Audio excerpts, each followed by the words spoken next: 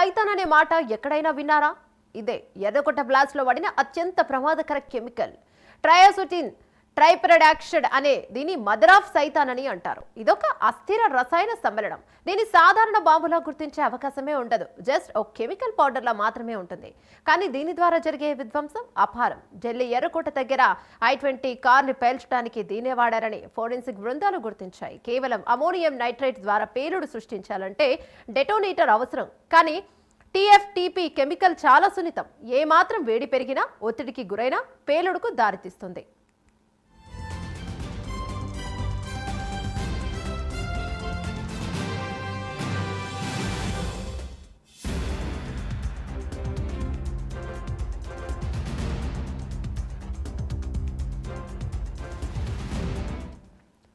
ఫరీదాబాద్ మాడ్యూల్లో పాల్గొన్న ఉగ్ర డాక్టర్లు ఈ విధ్వంసక రసాయనంలో అమోనియం నైట్రేట్ ని కలిపి పేలుడు పదార్థాన్ని తయారు చేశారు. ఫరీదాబాద్ లో దర్యాప్తు బృందాలు దీన్ని స్వాధీనం చేసుకున్నాయి.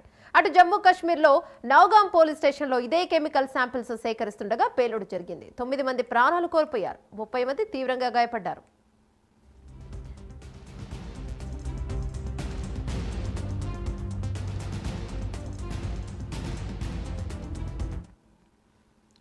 మదర్ ఆఫ్ సైతాన్ అని దీన్ని పిలుస్తారంటే ఎంతటి ప్రమాదకరమో అర్థం చేసుకోవచ్చు. ఇంతటి డేంజరస్ కెమికల్ ని వేల కిలోలు పోగేసి వచ్చారు. అమాయకుల ప్రాణాలు తీయటానికి స్కెచ్ వేశారు. గతంలో కూడా ఈ కెమికల్ ని ప్రపంచంలో అనేక దేశాల్లో వాడారు. జూలై 2005లో లండన్ లో పేలుడు 52 మంది, నవంబర్ 15న ప్యారిస్ దాడుల్లో, మార్చ్ 2016లో బ్రసెల్స్ లో ఆత్మహుతిలో, మే 2017 మాంచెస్టర్ ఎరీనాలో పేలుడులో దీనే వాడారు. ఇక ఈ ఘటనలో పదుల సంఖ్యలో జనం చనిపోయారు.